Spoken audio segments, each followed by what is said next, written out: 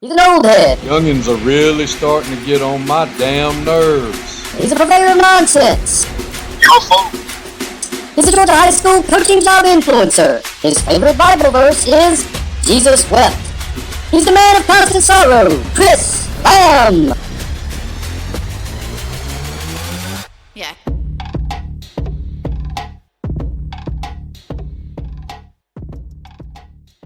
Welcome to episode 9 of Son Coaches Podcast, where today we will be discussing what you need to do or what you need to think about as you start looking at some of these assistant coaching jobs. So the other day we talked about head coaching opportunities and things you might need to talk about. As you can tell, hopefully the sound is so much better now. I have reached into my merry band of tricks and bag of tricks and found out what may be the problem. I think I've got it figured out. So this presentation I actually did after I did the head coaching presentation and showed some guys what I've picked up over the years of being an assistant coach, because most of us have done that a whole lot longer than anything else we've done being an assistant coach. And, of course, introducing myself. Who am I? I'm a nobody from nowhere that has never done anything. And again, that gives me more in common with probably 98% of the audience that you have out there, as opposed to most of the speakers they're going to see. So the first thing we talk about when you're an assistant coach, you're going to be an assistant coach. Fantastic. Awesome. What are you going to teach? What are you going to be certified in? Because you're probably going to have to teach if you're in the world of education. If you're in the world of education, you're definitely going to teach.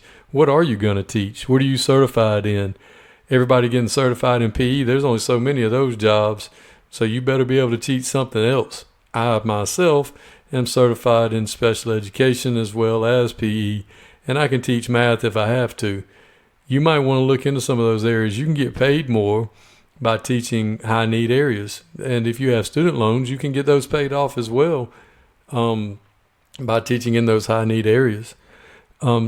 You got to be certified. You got to be certified in something, preferably other than PE. You watch these head coaches that get out during this time of year. They come to me all the time wanting to go, we're looking for a head coach, and you can tell how serious their program is or their school is about wanting to win in their program and everything else when they, coach, we got to opening up a very important position on our staff. Offensive coordinator duties come with this offensive line position we have. The teaching position is Spanish 2, AP Physics, or ceramics.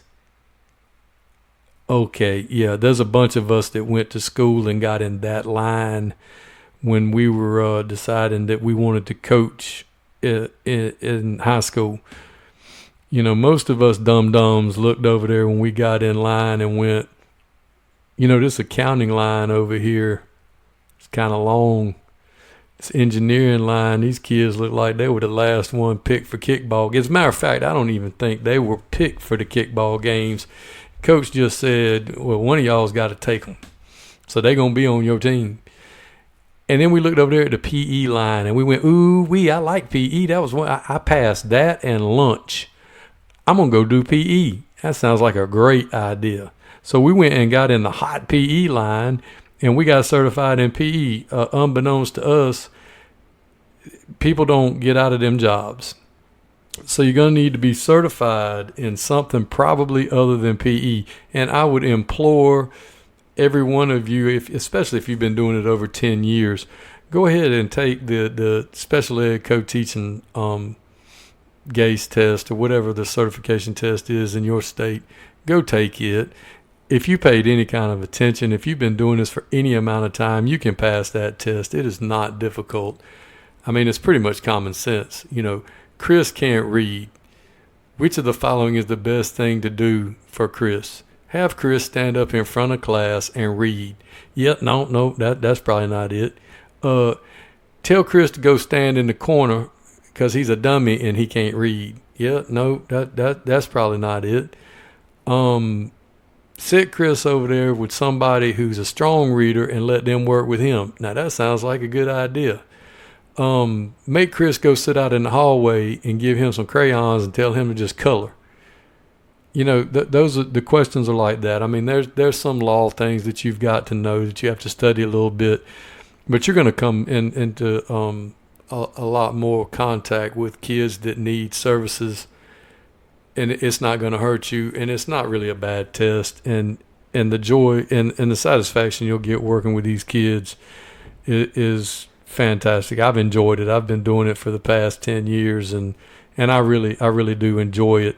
And it's a good idea to be certified in something other than PE, because that's just, you might as well kiss them days of you being able to teach PE and only PE as an assistant coach. Them days they gone. Get degreed up, youngins. Listen to me. 50 years old, and I'm a dissertation away from a doctorate in kinesiology, and I'm not going to finish it. I'm not going to pay $10,000 to write a dissertation. I'm not going to do it. I'm too old. I got too much going on. Ain't nobody got time for that.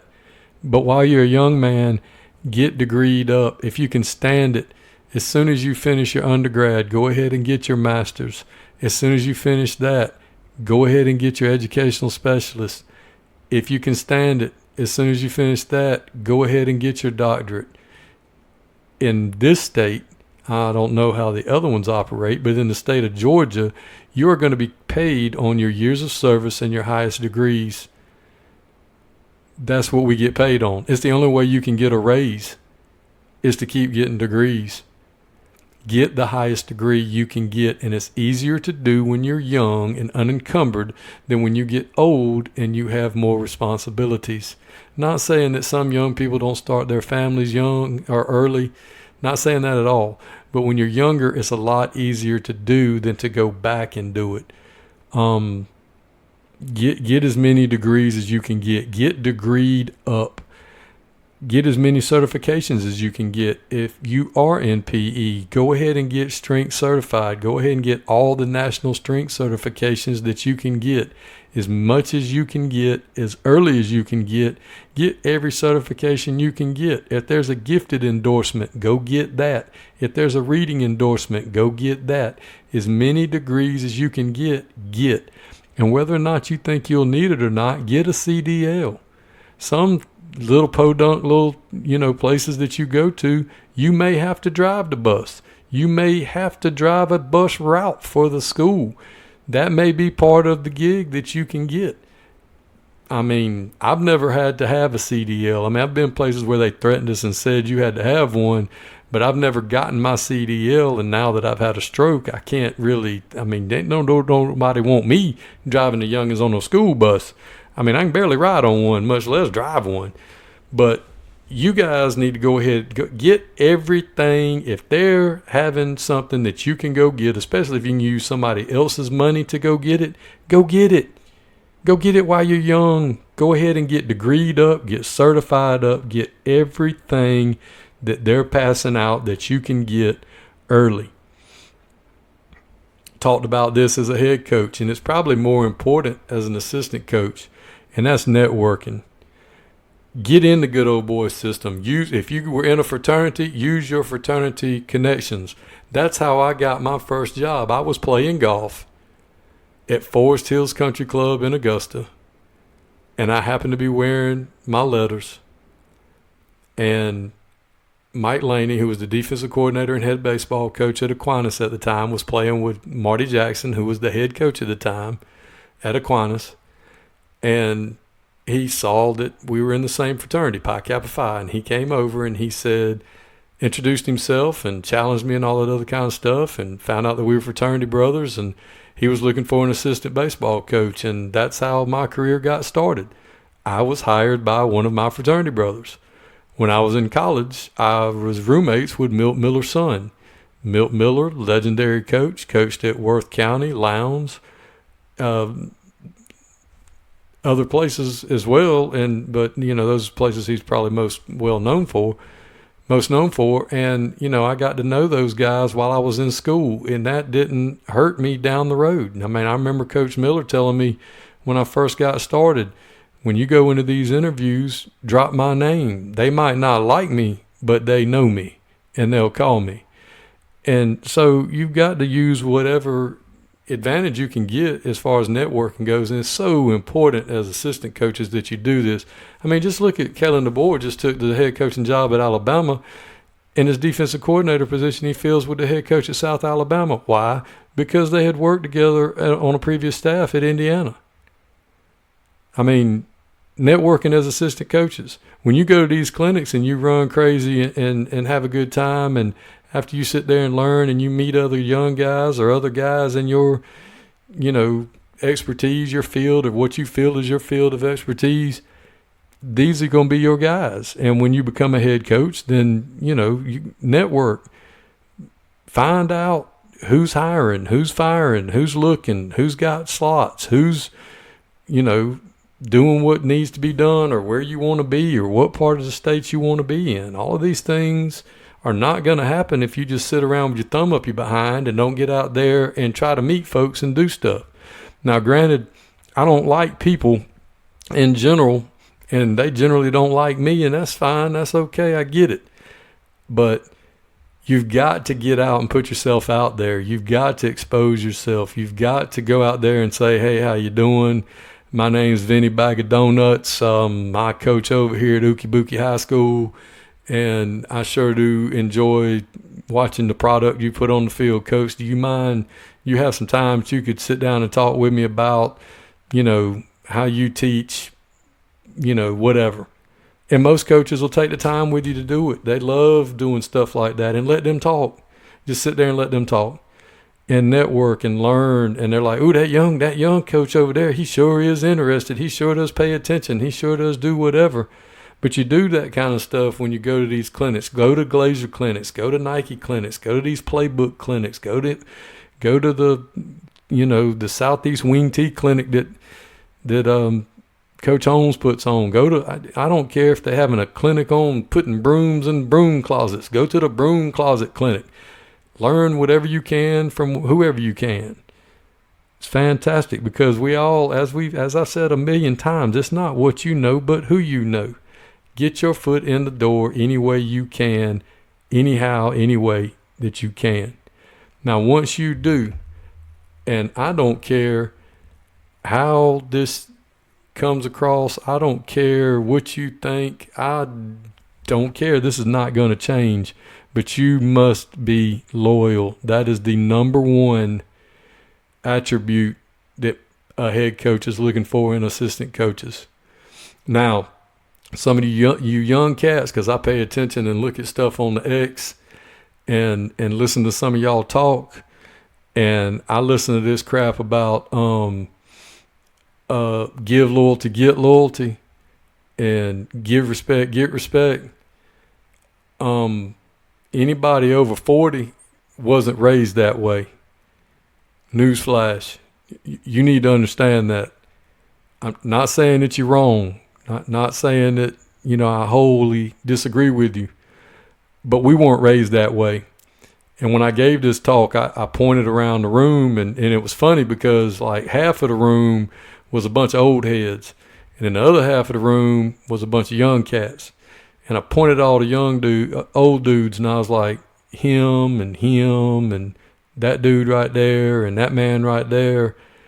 They don't have to respect me.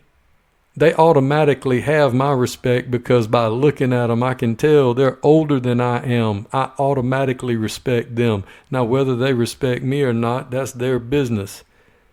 Loyalty works the same way. Yeah, you're going to repay loyalty when it's given to you. But that man gave you a job. That man hired you when nobody else maybe would. He gave you a job. He's putting food on your table. You owe it to him to be loyal. Now, are you going to agree with everything he does and everything he says? Absolutely not. That's not how this works. But you don't need to undermine him. You don't need to say nothing behind, around the schoolhouse that's going to undermine the program. You don't need to say anything in mixed company that's going to make him look bad. You have to be loyal to that man. And as I said the other day, every head coach except for maybe 2 that I've ever worked for, I still have great relationships with. And if they called me up today and said, I need you to do this, it's getting done.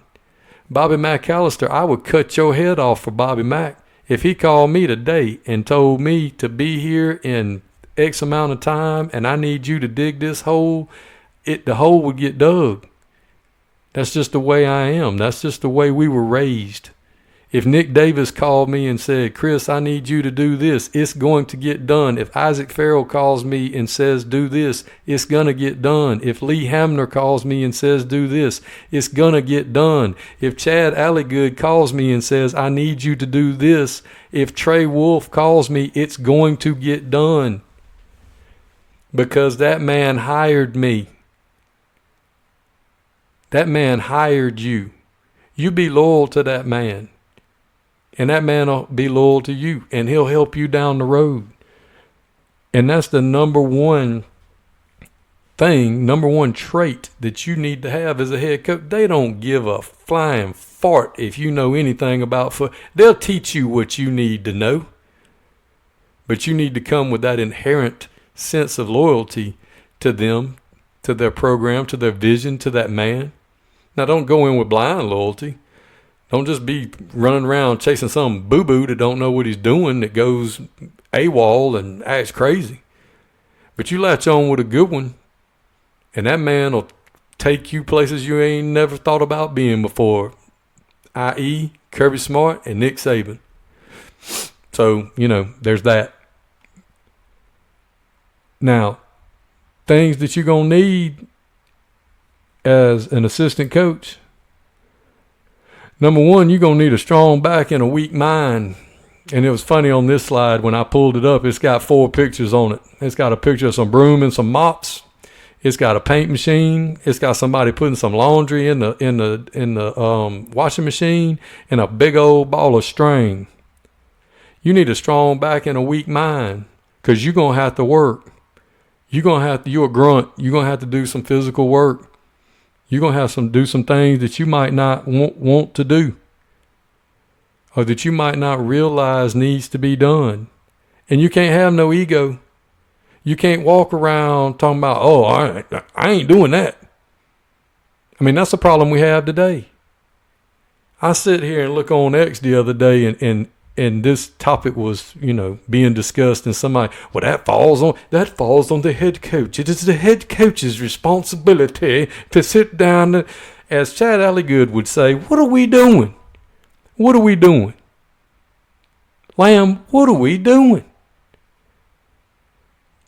I'm assuming, and I know we shouldn't assume, but I am guessing, I am betting that when I hired you, you have gone through at least 4 years of college, at least. And while you were in college, you had to have done something while you were there. You had to have at least cheated to get out of there.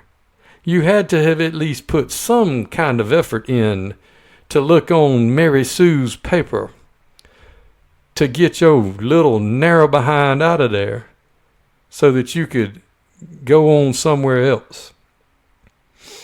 Common sense ought to tell you that doing nothing is not the answer. Being on your phone, unless you are running an app that is necessary for what we are doing, is not the answer. I see these people on X talking about, well, that falls on the responsibility of the head coach to outline. Look, man, I look down there and you ain't doing nothing. That's a problem. That's some common sense. Now, I know having sense ain't very common these days. But we shouldn't have to sit there and I shouldn't have to tell you how to do everything. I'm an old man now in this game. And I had a stroke. And I had 4 back surgeries, 2 fusions. And I've had young coaches look at me and say, well, I don't get paid to do that. Well, hell, you think I do? I get paid a heap more than you do. But it ain't too good for me to do. Our job is to do things that the head coach doesn't need to worry about because he has a job doing things that he and only he can do, that we can't do. that I promise you we don't want to do. We can sweep and mop and hold a broom. Your hands can fit around an ice cooler. Fill that thing up and get some water in and get it out there. Yeah, the coaches sit down and they give us all our responsibilities, and we have that preseason meeting and everything's outlined and everything's nice. And oh yes, Coach Johnson is going to be in charge of hydration. And you know, the coach I work for now, funniest thing ever. I mean, he's a young guy, young cat. He's going to be good. He's going to be all right. Young cat, funniest thing ever. All right, this coach, you're going to be in charge of water. You the hydration coordinator. You're going to be in charge of laundry. You the laundry coordinator. Gave everybody, put coordinator at the end of everything since everybody wants coordinator title. Ooh, that tickled me. Made me laugh. It was funny to me because it's true. You need to figure out how a paint machine works. Well, Coach, I don't have to worry about that. We have a turf field, and they paint the field already for us. We don't have to lower ourselves to the level of your little plebeian pulling a string and painting the field. Man, get out my face. You better figure out how that stuff works, because you might not always work at that place. Your first head coaching job may be at Ookie Bookie High School down in the middle of Hoopsville, and you may have to go down there and pull a string and paint a line, because they ain't even figured out how to get indoor-outdoor carpet in the Florida room, much less on the football field. You might want to figure it out. You can't have an ego when you're an assistant coach. You can't. You better have an ability to solve problems. Because I'm not going to hire you if I got to stand over you. We got 35 to 120 youngins to deal with. I ain't got time to stand over a grown man and tell him what to do. You better figure it out. Ask for forgiveness. Don't worry about permission.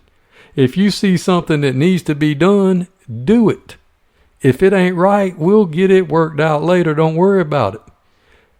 Man, somebody needs to put them dummies out. Somebody needs to put them dummies up. Somebody needs to, well, hey, somebody. Be somebody. Be somebody. Well, it's the head coach's responsibility to... Shut up, man. You a grown-ass man. Does your mama have to always tell you to pick up after yourself? She might have. This day and time, probably so. But that ain't going to go now. That ain't going to work. I used to own a painting company on the side. I can go ahead and tell you, I ain't got time to deal with all that foolishness now. I'm going to show you one time how to do something. It ain't hard. I ain't got time to come back and fix your mistakes. And I'm fixing to cut you loose with some children. And you can't get off your phone long enough to do your job. And you're going to walk around talking about oh, that's not my job. And back to the head coach, the preseason thing. Oh yeah, old head coach sat down. He made a nice PowerPoint presentation. And look at this. I got a little notebook printed out. Ooh, look at it. Ooh, we got my name all on it. Got it all. Look nice. Got it printed out. And then the next thing you know, bam, COVID hit. All these jokers. This one's got the doo-doo virus. This man over here, his oldest child done got in a wreck. This guy over here, his daggum wife went into labor early, and there goes your hydration guy, there goes your laundry guy, and there goes your he takes Billy and JoJo and Ray Ray home on Wednesdays so they can get to church on time. Who's going to do that now? Well, that ain't in the book. Well, that ain't my job. The hell you say? You better get in where you fit in. You better jump in and have a strong back and a weak mind and no ego and an ability to solve problems. Because Boss Dog's out there talking to John Tavius' mama because John Tavius didn't get to carry the ball but 47 times Friday night and only had 472 yards rushing. And they trying to get an NIL deal at Okie University over there. And she's trying to do better than the blue Takis and orange Powerade deal they got cooking over here at Ookie Bookie University. So he's out there getting his tail just blowtorched over that. And you sitting in there on your phone playing Candy Crush or looking on Tinder trying to find you a hot date for the weekend on Snap, Chat, they'll go on Flick, Facebook, whatever it is, on there trying to figure out what you going to do on the weekend. And it's stuff that that you could be doing. Don't wait to be told what to do. If you see something that needs to be done, do it. Fake it till you make it. Pick a broom up. Sweep the same area over and over again. Look like you're doing something. Fake it. Just walk around with the little grabber in a bucket around the field house and just outside and just pick up cigarette butts or pick up rocks. Do something. Look like you're busy. Do something. Fake it. You got to earn your chicken box. Now, some of you Metro guys and, North Metro guys and privatization schools and charterization schools don't know about that Middle Georgia and South Georgia chicken box. What do we, I sit on here and watch some of these big time programs and their nutrition program. And today we are having bacon wrapped pork chops with asparagus and rice. And this is what we feed. Yeah, we having us a 2-piece dart with some French fries and a biscuit and a glass of tea. That's our pregame meal because that's what we get. Yeah, coach is going to get the same thing or whatever the church decided to cook for us out of the goodness of their heart this week. The First Set Baptist Church over here this week, they done made us some spaghetti, so we're going to have that. And you got to earn your chicken because you're going to get a chicken box. You tell them kids that all the time when you're trying to get a scout defense together over there. Come on, baby, get on out here. You're going to get a chicken box on Friday. Come on.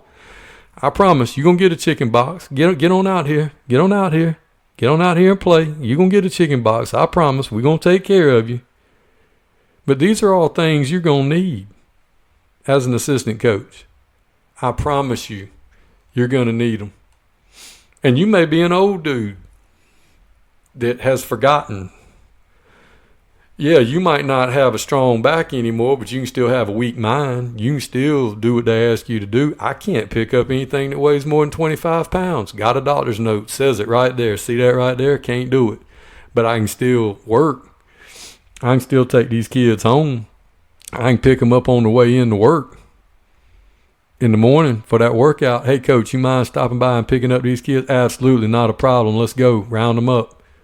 But we got some of these younger dudes these days and some older guys too that think, oh, that's not in my job description.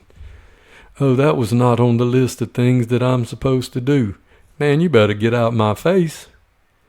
Come out of school talking about I need to be a coordinator. Oh, we got a young coach with 3 years of experience over here, played a little college football, would like to be a defensive coordinator. How about you coordinate the locker room, coordinate a broom, or coordinate you a painting machine and some string and figure out how to paint a practice field? How about you coordinate getting JoJo to Mama and them's house after practice? What you need to coordinate. That's what you need to be worried about coordinating. Coordinate a JV 9th grade team, which you probably need to be worried about. That's what you need to learn how to do if you want to be a head coach one day. Because all that stuff don't just magically happen. Somebody's got to do it. And the head coach sure don't need to be doing it. It drives me insane seeing the head coach do that. And you'll have head coaches, they'll tell you, my hands ain't too good not to fit around a cooler. Well, no, they're not. But I don't need to see you doing that. That's what we're here for. We'll take care of that. You go do head coach stuff. We'll take care of this stuff. Because there's things that you and only you can do. All of us, we can do this. Heck, crap, we can get the youngins to do this. This ain't hard. But you're going to need that stuff. Those are things you're going to do. Need to have. You need to work hard. Do your job. Do your job. Do your job. That's all you got to do. Do your job. Do your job. What's your job? I don't know. Do your job. Do your job. If you're early, you're on time. If you're on time, you're late. Be the first one there. That ain't hard to do. Is it always going to happen? No. Does life happen? Yes. But you can be early. We're going to get on these kids about expectations and what we want them to do, but we won't hold ourselves to the same expectation? That doesn't make a whole lot of sense to me. I mean, I'm not the smartest person in the world by any stretch of the imagination, but it seems a little hypocritical to me that we're going to ask these children to do these things, but we won't do these things. That's borderline insane, if you ask me. But, that's just me. You can control how hard you work. You can't control anything else, but you can control that. My daddy retired from a paper mill in Augusta, Georgia. He started working there when he was 19 years old. He promised his senior chemistry teacher he would not go to college so that she would pass him. He had like a 65 in chemistry. She said, "Randy, are you going to college?" He said, "No, ma'am." She said, "Do you promise?" He said, "I promise. I'm going to work at a paper mill." She said, "Okay, you a good youngin'. You come to school all the time. You try as hard as you can. This just ain't for you. But since you a good boy and you come to work all the time, I'll help you out." He passed. He graduated. He started working at that paper mill when he was 19 years old, and he worked there for 44 years. And I watched my daddy work his tail off my whole life. And he instilled in us that you can work. You might not be able to do anything else, but by God, you can work. You can go find something to do. You might not like it. You might not enjoy it, but you can work. Now, another thing as an assistant coach you might need to be is good at something. You better be good at something. Now, I have yet to discover what it is I'm good at. You might be good at, some of y'all I've noticed is y'all real good at making these Canva posters, because y'all put them all over X when it's time to head in a hot different direction. I'd like to thank the following people for the opportunity that I have been given. Y'all have been so good to me and my family since we've been here, and we would like to thank the community and everyone else that has helped us, but we are moving on, and look at me. Y'all good at that? That's good. You're good at something. You can do the graphics for the school, for the team. Some of you are technological wizards. I need one of y'all. I need a producer that'll work for Free Golf that can come to me, preferably. Free Golf. Nice place. Did I mention Free Golf? You're a technological wizard. That's good. You know how to fly the drone. You have a CDL. You'll drive the bus. You're good with kids. You know how to fix things when they tear up. You're good at fixing the equipment.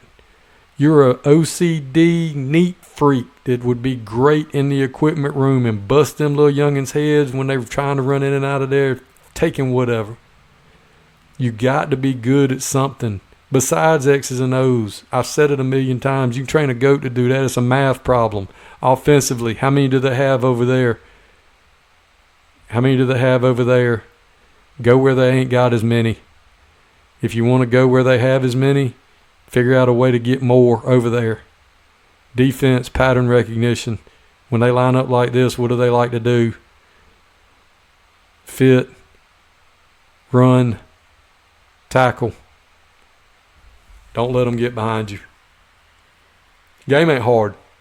It's really not.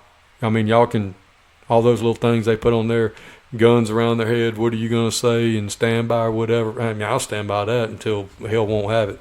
This ain't hard. We try to make it hard. It ain't. But you got to be good at something.